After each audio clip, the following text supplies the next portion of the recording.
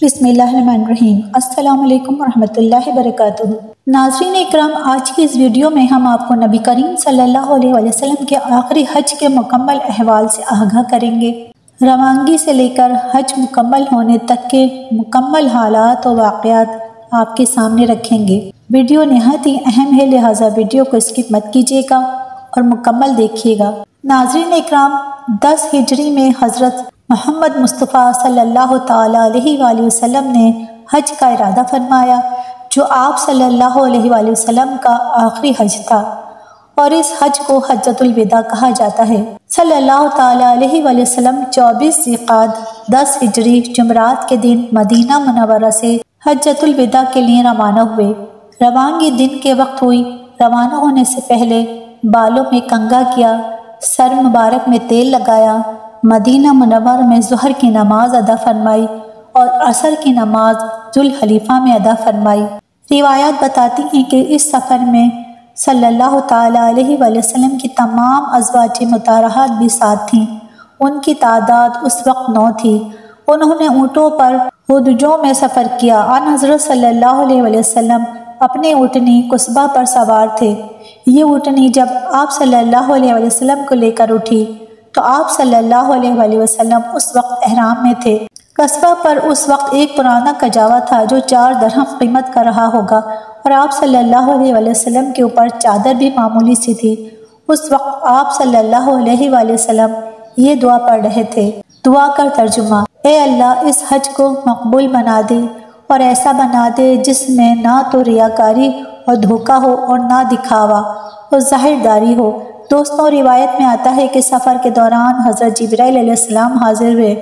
انہوں نے عرض کیا، آپ اپنے صحابہ کو حکم دیں کہ تلبیہ میں اپنی آواز بلند کریں، یہ حج کا شعار ہے۔ چنانچہ حضور اکرم صلی اللہ علیہ وآلہ وسلم نے صحابہ اکرام کو ایسا کرنے کا حکم فرمایا۔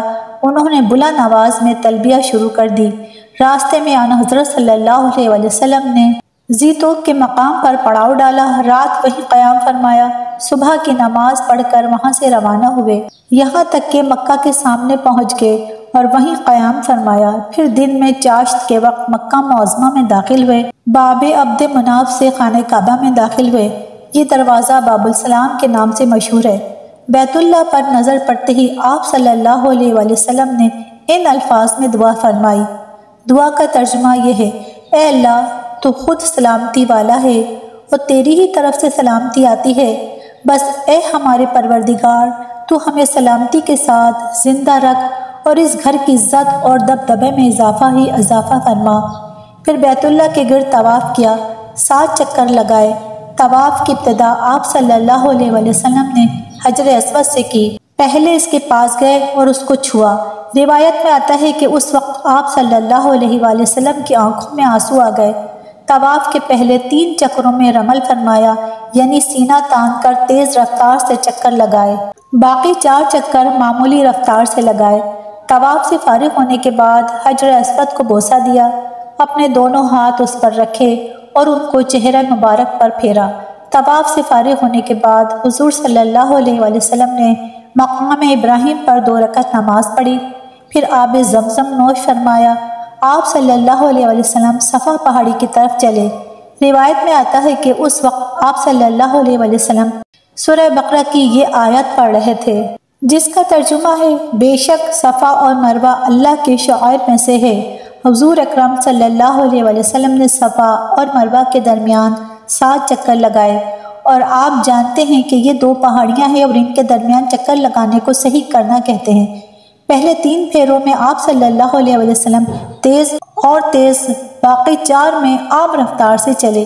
جب صفا پر چڑھتے اور کعبے کی طرف منہ کر لیتے تو اس وقت اللہ کی توحید یوں بیان فرماتے، جس کا ترجمہ ہے: اللہ تعالیٰ کے سوا کوئی معبود نہیں، اللہ سب سے بڑا ہے، اللہ تعالیٰ کے سوا کوئی معبود نہیں، وہ تنہا ہے، اس نے اپنا وعدہ پورا کر دیا، اپنے بندوں کی مدد کی، اور اس نے تنہا متحدہ لشکروں کو شکست دی۔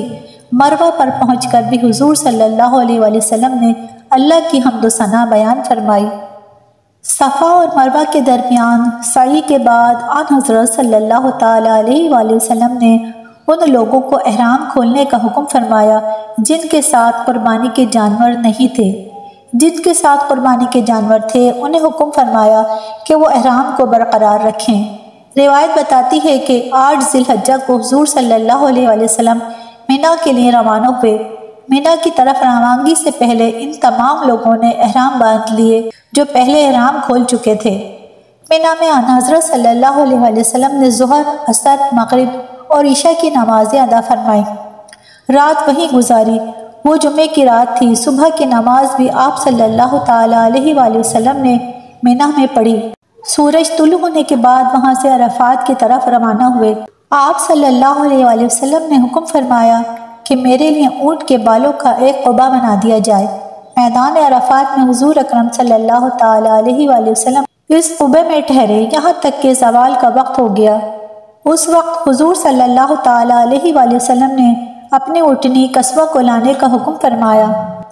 قصوہ پر سوار ہو کر آپ صلی اللہ تعالیٰ علیہ وآلہ وسلم وادی کے اندر پہنچے اور اونٹنی پر بیٹھے بیٹھے ہی مسلمانوں کے سامنے خطبہ دیا۔ اس خطبے میں حضور صلی اللہ علیہ وآلہ وسلم نے فرمایا، لوگوں میری بات سنو، دیکھو میں جانتا نہیں کہ اس سال کے بعد اس جگہ میں تم سے کبھی ملوں گا یا نہیں۔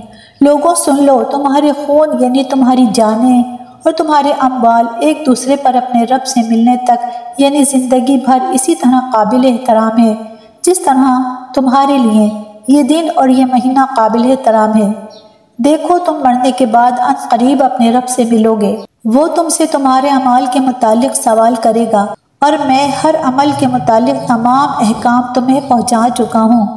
بس جس کے پاس کسی کی امانت ہو اسے چاہیے کہ وہ اس امانت کو مانگنے پر اسی شخص کے حوالے کر دے جس نے امانت دار سمجھ کر امانت رکھوائی تھی۔ دیکھو ہر قسم کا سود جو کسی کا کسی کے ذمہ تھا ساخت کر دیا گیا، البتہ تمہارا اصل مال تمہارے لیے حلال ہے، نہ تم زیادتی کرو گے اور نہ تمہارے ساتھ زیادتی کی جائے گی۔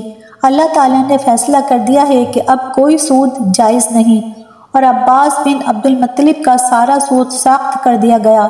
اسلام لانے سے پہلے زمانہ جاہلیت میں جو بھی قتل کا مقدمہ تھا وہ بھی ختم کر دیا گیا، اب اس کا انتقام نہیں لیا جائے گا، اور سب سے پہلے جو قتل کا بدلہ میں ختم کرتا ہوں وہ ابن ربیعہ بن حارث بن عبد المطلب کا قتل ہے، اور ابن ربیعہ نے بنو لیث میں دودھ پیا تھا، حصیل نے اسے قتل کر دیا تھا۔ بس یہ پہلا قتل ہے جس سے میں معافی کی ابتدا کر رہا ہوں۔ لوگوں غور سے سنو، شیطان اس بات سے مایوس ہو چکا ہے کہ اب اس سرزمین میں کبھی اس کی حفاظت نہیں کی جائے گی، لیکن اگر اس کی اطاعت کرو گے تو وہ تمہارے ان گناہوں سے جنہیں تم معمولی سمجھتے ہو راضی ہو جائے گا۔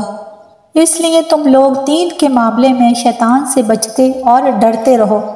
لوگوں غور سے سنو، تمہاری عورتوں پر تمہارا حق ہے اور تم پر ان عورتوں کا حق ہے۔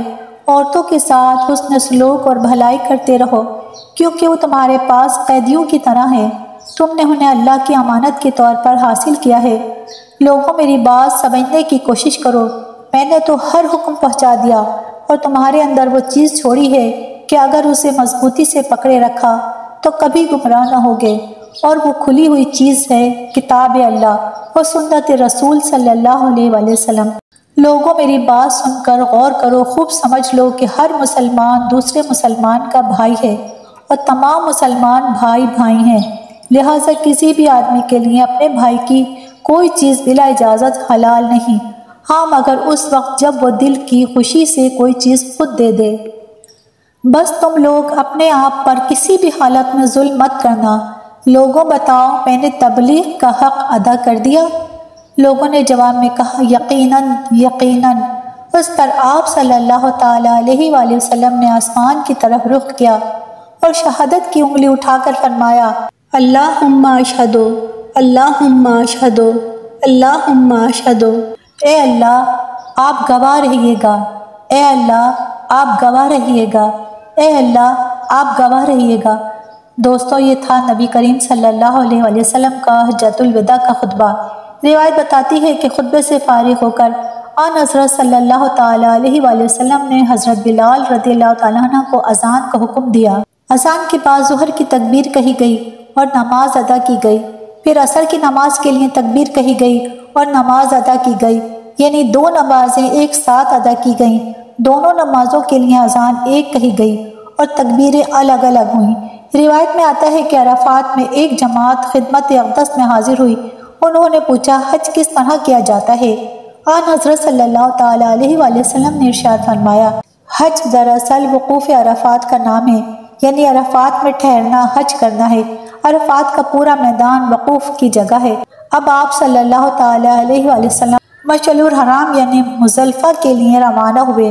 اس وقت آپ صلی اللہ علیہ وآلہ وسلم نے حضرت اسامہ بن زید رضی اللہ تعالیٰ عنہ کو اپنے پیچھے بٹھا لیا۔ آپ صلی اللہ تعالیٰ علیہ وآلہ وسلم لوگوں کو اطمینان سے چلنے کا حکم فرماتے رہے۔ اس طرح مزدلفہ پہنچے۔ یہاں مغرب اور عشاء کی نمازیں ایک ساتھ ادا فرمائیں۔ یہ دونوں نمازیں عشاء کے وقت پر پڑھی گئیں۔ عورتوں اور بچوں کے لیے آپ صلی اللہ علیہ وآلہ وسلم نے حکم فرمایا آدھی رات کے 1 گھنٹے کے بعد مزدلفہ سے روانہ ہو جائیں تاکہ وہاں ہجوم ہونے سے پہلے شیطان کو کنکریاں مار سکے۔ فجر کا وقت ہوا تو آن حضرت صلی اللہ تعالیٰ علیہ وآلہ وسلم نے مزدلفہ میں منہ اندھیرے ہی نماز پڑھائی۔ پھر سورج نکلنے سے پہلے مزدلفہ سے مینا کی طرف روانہ ہوئے۔ جمرہ عقبہ یعنی بڑے شیطان پر پہنچ کر آپ صلی اللہ تعالیٰ علیہ وآلہ وسلم نے 7 کنکریاں ماری۔ یاد رہے شیطانوں کو کنکریاں مارنے کے عمل کو رمی کہتے ہیں۔ یہ کنکریاں مزدلفہ سے چن لی جاتی ہیں۔ ہر کنکری مارتے وقت آپ صلی اللہ تعالیٰ علیہ وآلہ وسلم اللہ اکبر فرماتے رہے۔ اس وقت بھی آپ صلی اللہ تعالیٰ علیہ وآلہ وسلم اونٹنی پر سوار تھے۔ حضرت بلال اور حضرت اسامہ رضی اللہ تعالیٰ عنہ آپ صلی اللہ تعالیٰ علیہ وآلہ وسلم کے پاس تھے۔ حضرت بلال رضی اللہ تعالیٰ عنہ نے آپ صلی اللہ علیہ وآلہ وسلم کی اونٹنی کی لگام پکڑ رکھی تھی اور حضرت اسامہ رضی اللہ تعالیٰ عنہ آپ صلی اللہ علیہ وآلہ وسلم کے اوپر کپڑے سے سایہ کیے ہوئے تھے۔ روایت میں آتا ہے کہ اس موقع پر آن حضرت صلی اللہ تعالیٰ علیہ وآلہ وسلم نے مسلمانوں کو خطبہ دیا۔ اس میں ایک دوسرے کے مال اور عزت کو حرام قرار دیا۔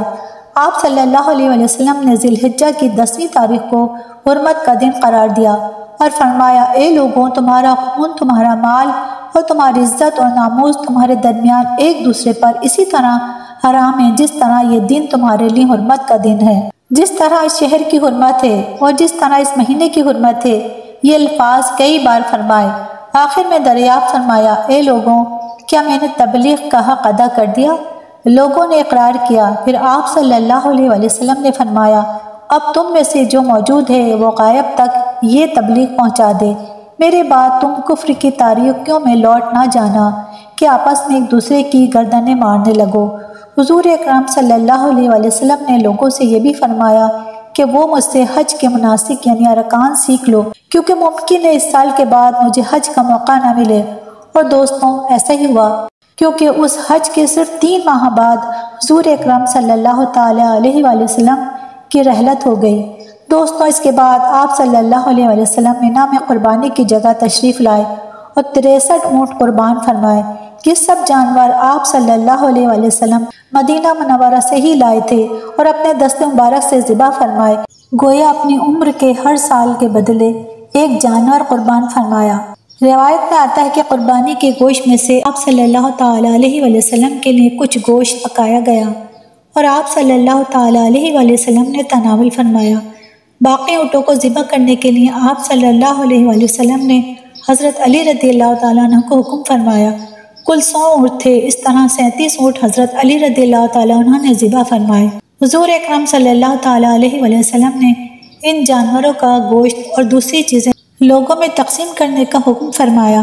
ناظرین یاد رہے مینا کا تمام مقام قربانی کرنے کی جگہ ہے، اس کے کسی بھی حصے میں جانور قربان کیا جا سکتا ہے۔ قربانی سے فارغ ہونے کے بعد آپ صلی اللہ تعالیٰ علیہ وآلہ وسلم نے سر منڈوایا۔ سر مبارک کے بال صحابہ اکرام میں تقسیم کیے گئے۔ اس وقت حضور اکرم صلی اللہ علیہ وآلہ وسلم نے یوں دعا فرمائی جس کا ترجمہ ہے اے اللہ سر منڈوانے والوں کی مغفرت فرما۔ روایت میں آتا ہے کہ سر منڈوانے کے بعد حضور اکرم صلی اللہ علیہ وآلہ وسلم کو حضرت عائشہ صدیقہ رضی اللہ تعالیٰ عنہ نے خوشبو لگائی۔ اس کے بعد حضور اکرم صلی اللہ علیہ وآلہ وسلم مکہ جانے کے لیے سواری پر تشریف فرما ہوئے۔ مکہ پہنچ کر ظہر سے پہلے طواف کیا۔ یہ طواف افاضہ تھا جو حج میں فرض ہے، اس کے بغیر حج نہیں ہوتا۔ پھر حضور اکرم صلی اللہ علیہ وآلہ وسلم نے زمزم کے کنویں سے زمزم نوش فرمایا۔ کچھ پانی اپنے سر مبارک پر بھی چھڑکا، پھر آپ صلی اللہ تعالیٰ علیہ وآلہ وسلم مینا واپس تشریف لے گئے۔ وہیں ظہر کی نماز ادا کی۔ روایت بتاتی ہیں کہ آپ صلی اللہ علیہ وآلہ وسلم مینا میں 3 دن ٹھہرے۔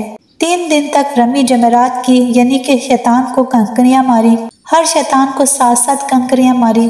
مینا کے قیام کے بعد حضور اکرم صلی اللہ علیہ وآلہ وسلم مکہ تشریف لائے اور صحابہ اکرام کو حکم فرمایا، لوگوں اپنے وطن لوٹنے سے پہلے بیت اللہ کا طواف کر لو۔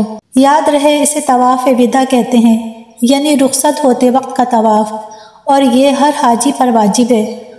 ناظرین، یہ تھی ہماری آج کی ویڈیو۔ امید کرتے ہیں کہ آپ کو بہت پسند آئی ہوگی۔ زندگی رہی تو انشاءاللہ ایک اور ویڈیو لے کر حاضر ہوں گے۔ دعاؤں میں یاد رکھیے گا، اپنا خیال رکھیے گا۔ اللہ حافظ۔